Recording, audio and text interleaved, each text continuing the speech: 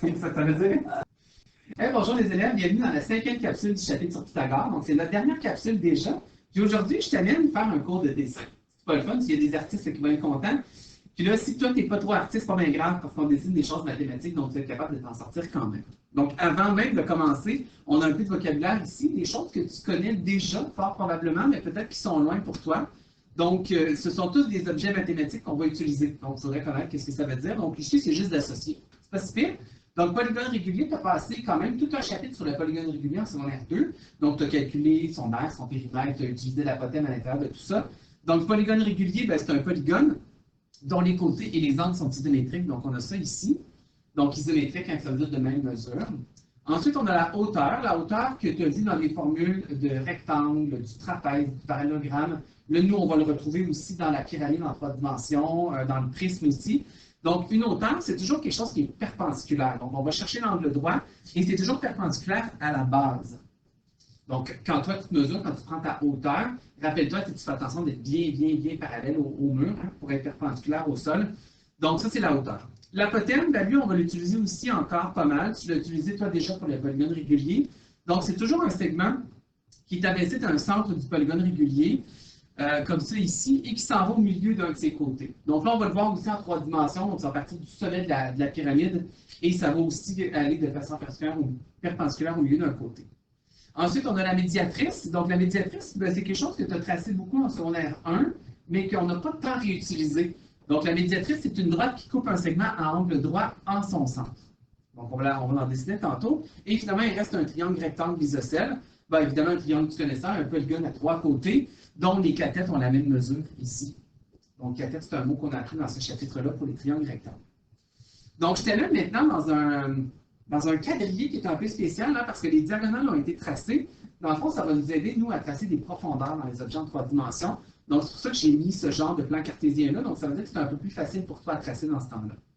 Donc, il y a plusieurs objets mathématiques de différentes couleurs. Donc là, c'est sûr que toi, c'est tout en gris. Mais je t'invite à dessiner, par exemple, le prisme à base rectangulaire en mauve ou de prendre une couleur pour que tu puisses relier ça à des couleurs. Donc, on commence par dessiner un prisme à base rectangulaire. Donc, un prisme à base rectangulaire, c'est le solide qui est représenté par une boîte de Kleenex. Hein? C'est facile à se l'imaginer. En architecture, la majorité des pièces, une chambre, une cuisine, un salon, hein, souvent, ce sont des prismes aussi. Pas toujours à base rectangulaire, mais la plupart du temps. Alors, quand on va aller vouloir tracer ça en 3 dimensions, moi, je vais y aller en mauve. Donc, toi, tu peux sortir ta règle aussi, bien sûr, pour aller tracer ça droit. Quand on va vouloir prétendre à une 3e dimension, parce que nous, ce qu'on dessine, c'est en 2 dimensions. Donc, on va donner l'illusion d'une 3e dimension. On va aller tracer le plancher en premier, mais on va le tracer en forme de parallélogramme. Donc, tu peux dessiner pas mal la même grandeur que moi. Donc, je vais aller dessiner un des côtés ce serait comme le devant du plancher. Et là, je vais aller utiliser les lignes qui sont en diagonale pour tracer la profondeur. Donc, je vais aller mettre une profondeur comme ça. Et ça me donne automatiquement un parallélogramme qui est facile à tracer. Donc, le parallélogramme va donner l'illusion de la profondeur. Donc, ça, ce serait le plancher. Une fois qu'on a tracé le plancher, on va monter 4 hauteurs sur les 4 sommets de ce parallélogramme-là. Donc là, ici, on n'y va pas avec des dimensions particulières, on veut juste donner un aspect de prisme. Donc, je vais aller tracer une hauteur. Tiens, je vais la faire de 2 carrés de haut. Je vais le faire partout. Comme ça ici. Et il va me rester juste à relier, dans le fond, le haut de ces segments-là. Donc, je vais en faire un ici. Un à l'arrière. Comme ça. Puis là, on voit que devant, voilà, ça passe comme ça. Là, quand on le regarde, il y en a qui vont voir le devant-derrière, l'autre le derrière-devant. Donc, il faut aider notre œil un peu à voir la 3e dimension. Donc, on va aller tracer en pointillé tout ce qui est caché à l'arrière de la figure pour que la personne qui va regarder notre solide, elle voit la même dimension que nous. Donc, moi aussi, je vais y aller en pointillé. Donc, ce qui est à l'arrière, évidemment, ce côté-là ici, je vais le tracer en blanc pour que ça apparaisse. Ça, c'est à l'arrière. Donc, ce côté-là, on le verrait. Ce côté-là, sur le côté, on le verrait aussi. Celui-là aussi. La profondeur... c'est pas ça que je vais faire. Donc, la profondeur ici serait cachée. Comme ça, en pointillé. Et là, finalement, ici, devant, j'ai la ligne. Ici, celle-là est devant, on la voit. Mais celle-là, ici, en arrière, là, on ne la verrait pas, donc elle est cachée en arrière. Donc, on va placer en pointillé. Il y a toujours 3 segments que tu dois placer en pointillé pour montrer quels sont les côtés qui sont cachés à l'arrière. C'est juste pour nous aider à bien voir les choses. Puis là, après ça, bien, éventuellement, on va pouvoir mettre des dimensions sur ces objets-là. On va faire ça dans les prochaines pages. Alors maintenant, on va aller tracer l'apotème dans une pyramide. Donc, je vais faire la pyramide en noir, puis l'apotème, on ira la tracer à l'intérieur avec la hauteur de la pyramide aussi. Donc, je ne peux pas te demander de tracer n'importe quelle sorte de pyramide. Une pyramide à base hexagonale, ce serait difficile à tracer, de faire la base hexagonale en 3 dimensions, c'est pas évident, avec une profondeur. Mais à base carrée, ça se trace assez bien. Donc, je pars dans le bas ici, là, pour qu'on ait de la place pour monter la hauteur de la pyramide. Donc, je vais me tracer un carré, mais évidemment, un peu comme dans le prisme, je vais le mettre en parallélogramme pour que j'ai une profondeur. Et là, il faut juste que je me fasse une profondeur. Je ne peux pas la faire très, très, très profonde, sinon ça va avoir l'air rectangulaire. Donc, il faut que ça ait l'air d'un carré, cette affaire-là. Donc, j'ai ça qui est fait ici. Donc, ça, ce serait ma base de la pyramide. Et pour faire la pyramide, le truc le plus simple, c'est d'aller trouver le milieu de cette base-là pour monter la hauteur. Donc, je vais la faire en bien, bien pâle. J'espère que tu vas voir. Je vais la faire en jaune. Ce que je fais en jaune, toi, tu l'effacerais dans le fond. C'est juste pour trouver où arrive la hauteur. Donc, je relie les diagonales du parallélogramme. Je trouve son milieu. Puis de ce milieu-là, je vais aller partir à la hauteur. Puis la hauteur, je vais la faire vraiment le parallèle au côté de ma feuille pour que ce soit vraiment vertical. Donc, je vais monter une hauteur. Et je m'organise que c'est très, très vertical. On peut aller jusqu'en haut si on veut pour qu'on ait de la place. Donc, ça, c'est ma hauteur. La hauteur, c'est un segment invisible. Ce n'est pas quelque chose, c'est pas une arête dans la pyramide. Et du haut de ma hauteur, c'est là que va arriver l'apex, qui est le sommet de la pyramide. J'ai juste à descendre les 4 arêtes qui vont aller aux côtés de la base. Donc, j'en descends 1, 2, 3 et 4. Et on voit apparaître la pyramide, pardon. Et la même chose, on va les tracer en pointillés, les côtés qui ne sont pas apparents, qui sont cachés derrière cette pyramide-là. Donc, il y en a toujours 3 à tracer. Je vais mettre ça en pointillés pour que ça soit plus joli. Pointillé ici. Donc, on a ça. C'est ici. On a lui qui est là. Donc là, ce qui est à l'arrière est en pointillé et on va les placer en couleur l'apotème d'une pyramide et la hauteur de la pyramide. Donc, l'apotème, on peut la mettre à différents endroits. Donc, je la mets en rouge. L'apotème, elle part de l'apex de la pyramide et elle se rend jusqu'au milieu d'un côté. Donc, je peux la faire devant, je peux la faire sur le côté. Souvent, on la fait sur le côté parce que devant, on va aller cacher autre chose habituellement. Donc, on va les placer ça sur le côté ici, en plein milieu. Donc, je vais aller l'écrire en plus. Donc, ça sépare en 2 côtés isométriques et ça forme un angle droit aussi en plus en arrivant. Donc, ça, c'est l'apotème, elle est déjà en rouge. Donc, toi, tu peux peut-être mettre du surligneur, mettons, je ne sais pas, mettre ça mauve ici, ton surligneur, puis aller mettre en mauve pour voir que c'est la bonne ligne.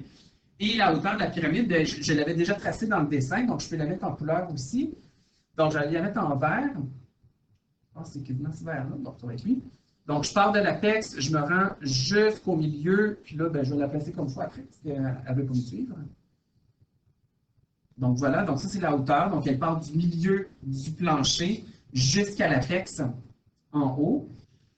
Je vais aller compléter un peu ici le triangle pour que tu remarques. Donc, l'apotème de la pyramide, la hauteur de la pyramide, avec le petit segment bleu, dans le fond, qui est la moitié d'un côté, mais placé vraiment en plein milieu, ça forme aussi un triangle rectangle. Donc, je mets un angle droit. Donc, c'est un triangle dans lequel on va travailler dans la pyramide. Donc, c'est quelque chose, tous des segments que tu dois connaître. Donc, c'est sûr qu'à la fin du dessin, les lignes en jaune, c'était juste pour m'aider à faire la hauteur. Donc, je vais aller les enlever parce que ça ne fait pas partie de ma construction. Donc, j'enlève celui-là. Je vais enlever lui aussi. Toi aussi, tu peux les effacer si tu veux. Donc, voilà, on a la pyramide qui est quand même facile à tracer en bout de ligne quand on sait partir d'un parallélogramme pour la base. Alors, j'ai pris un peu d'avance sur toi. J'ai déjà tracé un octogone régulier parce que moi, j'ai l'option dans le tableau, je peux aller un peu plus vite que toi. Il n'y a pas de recette miracle pour tracer un octogone régulier. Il faudrait se tracer un cercle, diviser l'angle au centre en autant de triangles qu'on veut que de côtés. Donc là, l'objectif, ce n'est pas de faire un cours sur l'octogone. Donc, tu peux le tracer sensiblement comme le mien. Il n'y a même pas besoin d'être parfait. Ici, ce qu'on veut tracer, c'est l'apotème. Et pour arriver à faire l'apotème, en fait, on va relier les sommets opposés. Donc, je vais faire ça pas trop pâle pour que tu vois quelque chose. Donc, je pourrais essayer de trouver le centre de mon polygone régulier comme ça. On le voit apparaître ici. Tous ces rayons-là, dans le fond, se retrouvent en plein milieu. Et l'apothéme part toujours du milieu. Celle-là, on la trace en bleu. Donc, je vais me prendre un bleu, tiens, lui, il va paraître très bien. Donc, l'apothéme, on peut le tracer à plusieurs endroits. Donc, souvent, il est tracé vers le bas dans les manuels en mathématiques. Donc, ça part du centre, ça s'en va de façon perpendiculaire jusqu'à la moitié du côté. Donc, je vais l'écrire. Donc, ces deux côtés-là sont identiques ici. Ça forme un angle droit. Et nous, ben, on aura besoin du triangle rectangle qui est formé de temps en temps. Donc, on va utiliser ça, ce triangle-là. Évidemment, il pourrait être ailleurs dans l'octogone régulier, puis ça marcherait aussi très, très bien. Alors, on est rendu à tracer un triangle. Maintenant, j'ai pris un peu d'avance sur toi. Donc, je voulais absolument qu'on ait un triangle avec un angle obtus, donc un triangle obtus-angle pour qu'on voit bien ce qu'on veut tracer à l'intérieur. Donc, on va aller tracer à l'intérieur une médiatrice, une médiane et une hauteur. Donc, trois segments que tu connais déjà, mais on va les réviser un peu. Donc, je commence avec la médiatrice. Donc, la médiatrice est un segment qui coupe un côté en deux et qui est perpendiculaire. Donc là, si je prends mon côté qui est horizontal, il mesure 1, 2, 3, 4, 5, 6, 7, 8, 9, 10, 11 unités de longueur. Donc, je vais aller trouver le milieu. Donc, 1, 2, 3, 4, 5 et demi. Donc, il va falloir que je passe par ici et je vais tracer un segment qui est perpendiculaire. Donc, je vais le prendre la même couleur. Donc, la médiatrice, je vais la faire en orange pour que ça fitte avec en haut. Donc, tiens, orange comme ça. Donc, je viens tracer ici ma médiatrice. Donc, elle passe au milieu. Je vais la tasser un peu. Elle n'arrive pas. Parfait, parfait. Comme ça ici. Donc, la médiatrice, elle est perpendiculaire. Donc, on va lui mettre un angle droit aussi pour montrer que c'est perpendiculaire. Donc, on a un angle droit ici. Donc, la médiatrice, ce n'est pas le segment le plus utile, mais ça peut nous servir à découvrir d'autres triangles pour avoir des triangles rectangles avec la relation de Pythagore, mais ce n'est pas un qu'on utilise le plus. Il nous resterait juste à écrire que ça coupe le côté en deux côtés isométriques, en deux segments isométriques. Donc, ça, c'est la médiatrice. Ensuite, on a la hauteur. Donc, la hauteur aussi, c'est un segment qui est perpendiculaire, mais lui, il part d'un sommet opposé. Donc, la hauteur, on va aller la tracer en bleu. Donc, la hauteur part d'un sommet. Donc, je prends le sommet ici et on est perpendiculaire. On s'en va à la base comme ça.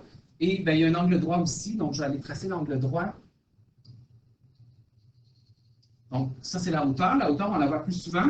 La hauteur, bien, dans un triangle, il y a trois hauteurs, il y a trois médiatrices. Maintenant, on en dessine juste une pour nous montrer qu'est-ce que ça donne. Bien, la hauteur, elle, on va l'utiliser souvent pour voir les triangles rectangles. On voit que ça sépare en deux triangles rectangles, le triangle noir. Donc, c'est ce qu'on va remarquer la plupart du temps. Et il va nous rester la médiane à tracer. Donc, la médiane, je vais la tracer en rose.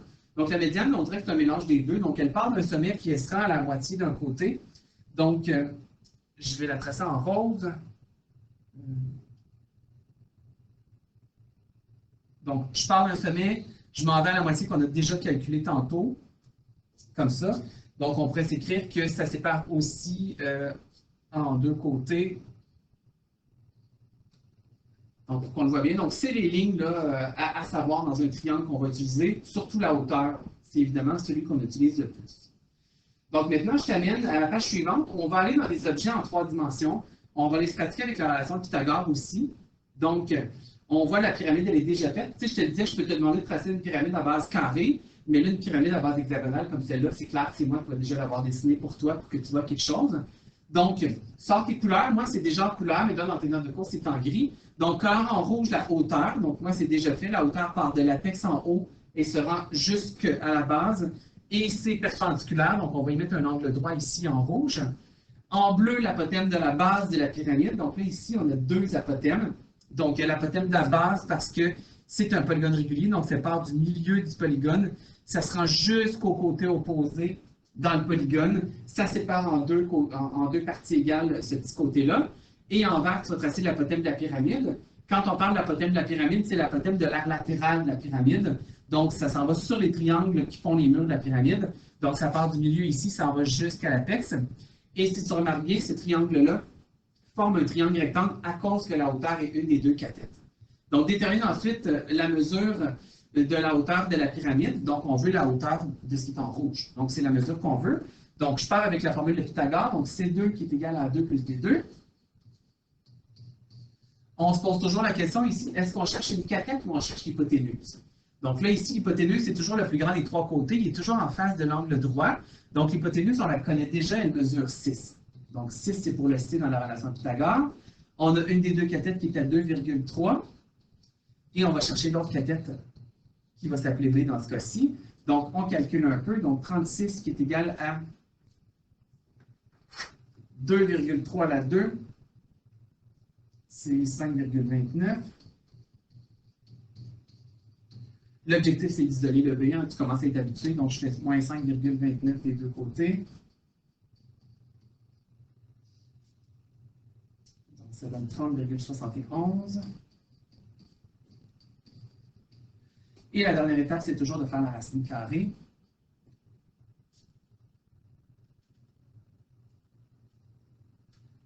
Donc, ça donne, je vais arrondir comme il faut, j'ai pas beaucoup de place pour l'écrire, donc égal environ, on est dans les normes irrationnelles, donc ça donne 5,42. Et ça, c'est la mesure de B. Ici, on est en centimètres. Donc, voilà. Donc, dans la pyramide, il y a un triangle rectangle. Ce n'est pas un triangle rectangle qui existe réellement, ce sont juste des lignes imaginaires. Donc, c'est pour ça qu'elles sont en pointillé. Tu auras remarqué aussi qu'on a placé en pointillé tous les segments qui sont à l'arrière, qui sont en plein milieu du solide, pour que ce soit plus facile à voir pour toi. Dans le numéro 2, ici, on est plutôt dans un prisme. Donc, quel est le périmètre de la partie ombrée? Donc, la partie ombrée, c'est un triangle rectangle qui est en plein milieu de notre prisme. On voit que le prisme, il a été couché. Donc, des fois, si tu veux voir les bases, c'est peut-être le remonter debout. C'est un prisme à base hexagonale dans ce cas-ci. On nous dit que les sommets du triangle ombré sont les points milieu des côtés de l'hexagone régulier. Donc, ça nous donne des indices un peu. Donc là, on voit que ce polygone-là, si je le mets en couleur pour que tu le vois bien, donc ici, comme ça. Donc, le côté qui est à la base, bien, on a déjà un 15 cm, hein, le 15 mm, pardon, qui nous est déjà donné. On voit que l'hypoténuse de ce triangle-là, clairement, on ne l'a pas, mais on n'a pas non plus la cathète qui est ici. Donc, là où il faut réfléchir un peu plus, c'est que la cathète se retrouve dans un hexagone régulier, et l'hexagone régulier a toujours quelque chose de spécial, donc je vais prendre le temps de le dessiner. Donc, tiens, je vais te mettre ça en bleu, pas trop foncé pour que tu le vois. Si je relie les sommets qui sont opposés, je vais être capable de trouver le milieu. Et je me retrouve à voir l'apothème peut-être plus facilement. Donc, j'en mets une en orange. Donc, j'ai un apothème ici qui est là. Je vais passer un peu pour qu'il soit plus à vis-à-vis. Donc, j'ai l'apothème qui est là. Puis dans le haut, j'aurai un autre apothème. Donc, je vais le dessiner dans la même famille de couleurs. Je vais mettre un peu plus foncé. Donc, on a un autre apothème qui est ici. Donc, finalement, la cathète qu'on cherche, c'est 2 fois l'apothème du polygone. Donc là, on avait ça à penser un peu. Et quand on cherche l'apothème, il faut s'en faire un triangle rectangle. Donc, pour utiliser la relation Pythagore qui fonctionne uniquement dans les triangles rectangles. Donc, il faudrait que je complète ici mon petit triangle pour avoir un triangle rectangle comme ça ici. Dans un hexagone régulier, on sait que ça forme 6 triangles équilatéraux. Donc, on aurait l'hypoténuse du triangle orange qui serait 6,3. Et le petit côté ici, l'apothème arrive en plein milieu. Donc, j'aurais 3,15. Donc, moi, je vais chercher la mesure de l'apothème avec la relation Pythagore. Donc, on en avait beaucoup à penser. C'est pour ça que je vais prendre le temps de le faire avec toi. Donc, dans mon premier Pythagore ici, je vais dire que je suis dans mon triangle orange. Comme dans la dernière capsule, tu peux le nommer, là, mettre DEF à ton triangle. Tu peux aussi décider de mettre un chiffre en plein milieu, quoique là, c'est pas mal petit pour faire ça. Donc, je vais en orange, donc C2 qui est égal à 2 plus B2. Donc là, ici, on cherche l'apothème, et l'apothème, c'est une cathète. Donc, mon 6,3 va aller ici. La petite cathète, je vais mettre 3,15 plus B à la 2. Donc, on calcule un peu. 6,3 à la 2, on est juste dans les nombres à virgule. Donc, ça donne 39,69. 3,15 à la 2. Ça donne 9,9225. Puis je vais faire exprès de ne pas arrondir. Je vais arrondir seulement à la toute fin quand je vais arriver à ma réponse. Donc, je soustrais les deux côtés.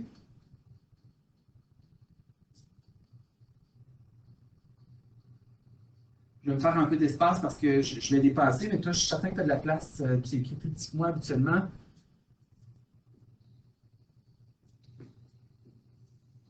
Donc, voilà, je vais pouvoir continuer. Donc, je fais l'expression 39,69 moins 9,9225. Donc, ça me donne 29,7675. Et je n'ai pas encore arrondi, donc je peux garder mon symbole d'égalité encore. À la prochaine étape, probablement, je vais arrondir.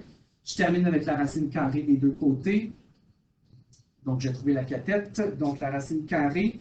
Et là, je réutilise, c'est un bouton qu'on n'a pas nommé souvent, mais je réutilise la réponse. J'ai un bouton Answer, ANS sur la calculatrice. Donc, je réutilise les réponses que j'avais dernièrement. Donc, ça me donne 5,46 si j'arrondis. Donc, on vient de trouver l'apotème et ça nous permettrait d'être capable d'aller trouver notre deuxième cathète. Donc là, ce qu'on cherche, nous, ici, c'est le segment BC. C'est égal à 2 fois l'apotème. Donc, je pourrais me l'écrire ici. Je vais changer de couleur. Donc, la mesure de BC est égale à 2 fois 5,46. Donc, je retrouve 10,91 si j'arrondis comme il faut centimètres. Et là, ça va me permettre d'aller faire un deuxième Pythagore dans mon triangle qui est en vert. Donc là, j'ai tout ce qu'il faut. Donc, on en avait un peu plus à faire. Donc, 10,91, je pourrais me l'écrire ici, là. Tout ça ici, c'est 10,91. Et je m'en vais dans mon triangle vert, donc un deuxième Pythagore. Donc, toi aussi, tu peux changer de couleur. Donc, triangle vert. Donc, C2 qui est égal à 2 plus B2. Cette fois-ci, nous, ce qu'on cherche, c'est l'hypoténuse, parce qu'on cherche l'angle qui est en face de l'angle droit. Donc, on va chercher C. On a un premier côté qui mesure 15. Et finalement, on a le 10,91. On a travaillé assez fort pour le trouver, donc on va l'utiliser. Donc, 15 à la 2, c'est 225. Et on a 10,91 à la 2, c'est 119,07. Et là, tu connais déjà un peu hein, la fin de cette démarche-là. J'additionne, puis je vais terminer avec la racine carrée.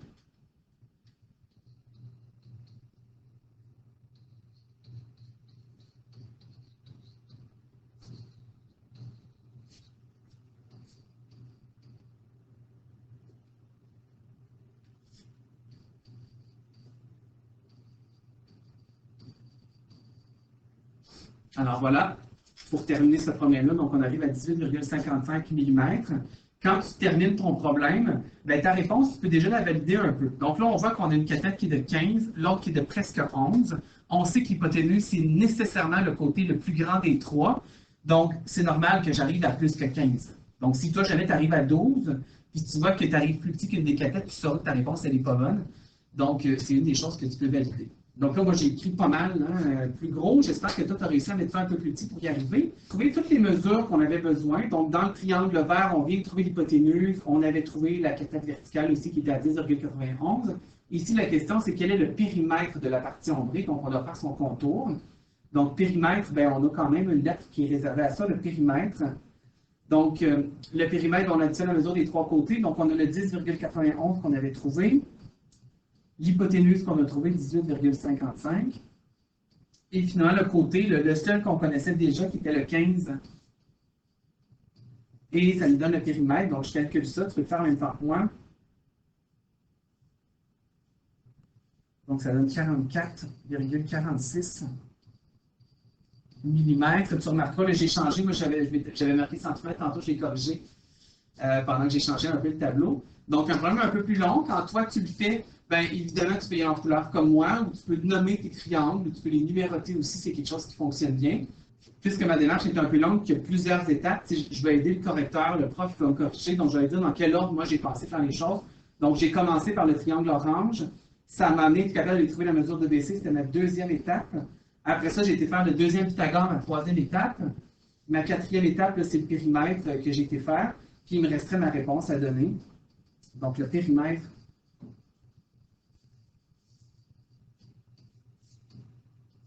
du triangle ombré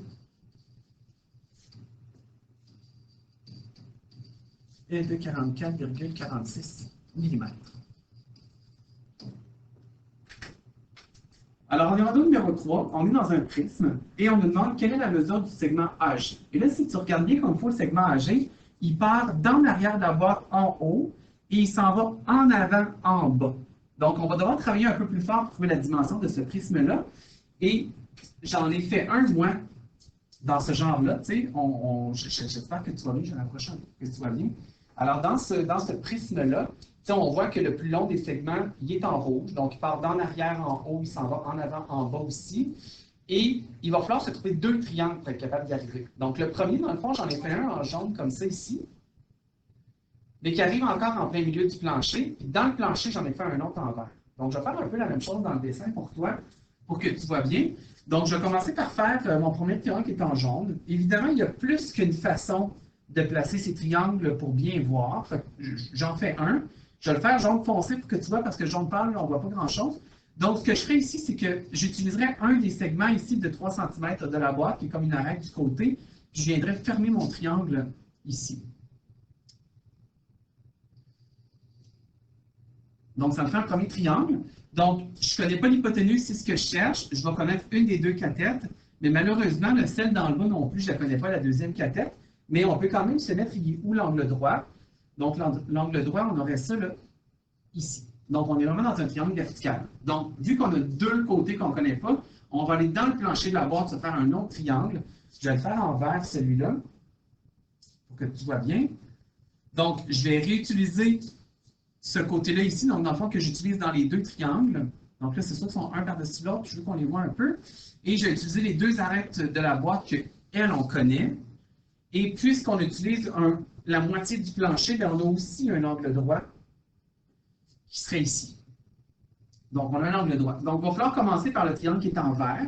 Donc, on connaît ces deux cathètes. Donc, on a 3 cm ici. Et on sait que le côté GH, il mesure 10 cm.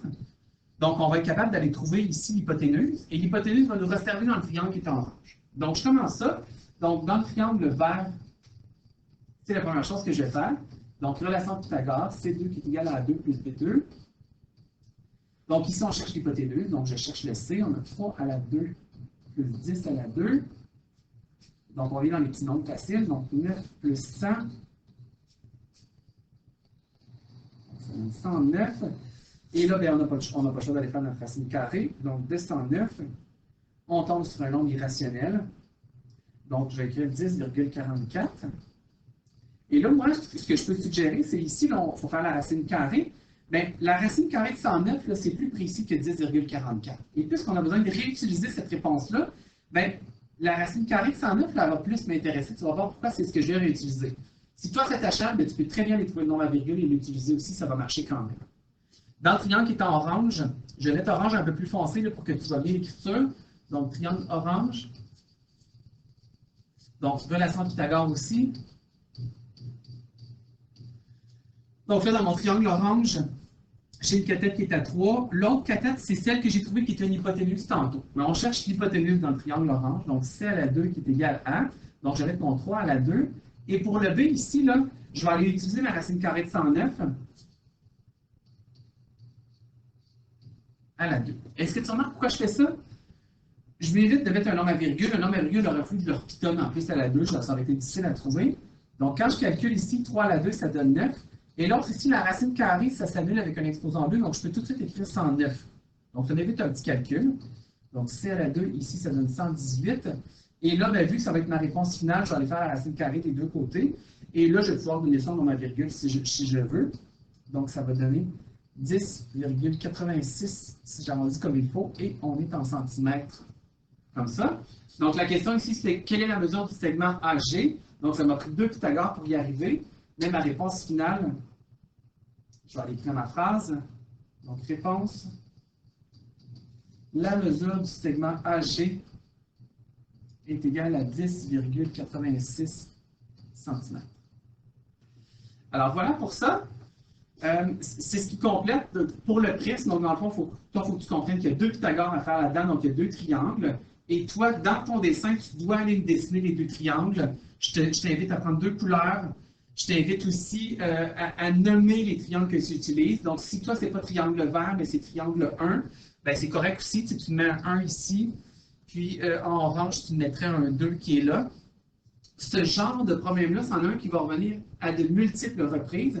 Fait que je t'invite à prendre le truc infaillible du surligneur et d'aller te mettre un beau cœur là-dessus. C'est quelque chose que quand tu vas étudier, il faut vraiment que tu reprennes ce problème-là pour être capable d'y arriver. Donc, savoir comment ça fonctionne. Je dirais qu'il n'est pas toujours facile à voir en 3 dimensions comme ça. Fait que c'en est un que tu pourrais refaire à quelques reprises quand tu vas faire ton étude. Je voudrais t'amener voir un dernier numéro qui est peut-être un peu spécial dans la façon dont il est fait. Donc, je vais prendre le temps de regarder avec toi. Donc, toi, à la fin de cette capsule-là, tu vas aller continuer les exercices. Donc, il y en a de différentes sortes. Moi, je vais t'amener voir ici dans une pyramide. On a déjà parlé de ça. Donc, je vais t'amener voir celui-là ici. Donc, détermine la mesure du segment EF. Donc là, je vais la mettre en couleur pour que tu la vois bien. Donc, EF, c'est ça ici. Et si tu remarques, ce segment-là n'est pas dans aucun triangle pour l'instant. Donc, c'est à toi de trouver les triangles. Et là, c'est parce que tu n'es pas en face de moi, mais tu sais, je vais t'en mettre plusieurs. Tu sais, dans les triangles, on peut décider de faire ça comme ça ici, mais ce triangle-là, il n'est pas rectangle. On pourrait décider de faire ça comme ça ne génère pas de triangle rectangle non plus. Donc là, il faut faire attention au segment qu'on trace. Donc, quand ça ne génère pas des triangles rectangles, tu ne peux pas utiliser la relation de Pythagore. Donc, j'enlève les deux segments que j'ai mis. Ici, il faut que tu penses à aller mettre un segment horizontal, comme ça ici, et je vais le mettre en jaune pour que tu le vois bien. Donc, ça nous donne un triangle rectangle ici, comme ça. Donc, il n'est pas évident à penser celui-là. Quand toi, tu vas avoir besoin des mesures, ben, tu vas chercher l'hypoténuse. La cathète ici dans le bas, ben, les 6 cm, elle nous est donnée. Mais il y a celle-là ici dans le haut, le petit bout jaune vertical. Ben, il va falloir que tu penses que c'est tout le 8 moins le petit côté qui est là. Là, le petit côté que tu n'as pas, ça va être à toi de le trouver, ça tu vas y arriver, je suis certain. Donc, tu as une soustraction à penser là, pour trouver la petite cathète du triangle jaune. Donc, tu peux déjà te tracer le triangle jaune. Toi, ça va t'aider à y penser quand tu vas y arriver. Puis sinon, ben, si tu es en classe, ben, on pourra répondre à tes questions aussi. Je te rappelle que le corrigé de ce chapitre-là, il est déjà à la toute fin du chapitre. Et puis, tu te répètes un quart à celui-là aussi. Question de le réviser comme il faut. Il y en a un autre un peu plus loin à pratiquer dans ce genre-là, donc tu vas avoir l'occasion de te repratiquer à une deuxième reprise. Donc, c'est quelque chose qui se retrouve aussi là, en évaluation à la fin de ce chapitre-là. Donc, je te disais, le corrigé est déjà à la fin du chapitre. Évidemment, tu as juste les réponses. Tu n'as pas la démarche au grand complet. Fait que je t'invite à lever la main, qu'on soit sur Teams, qu'on soit en classe, pour qu'on puisse t'aider si jamais tu es un petit peu bloqué.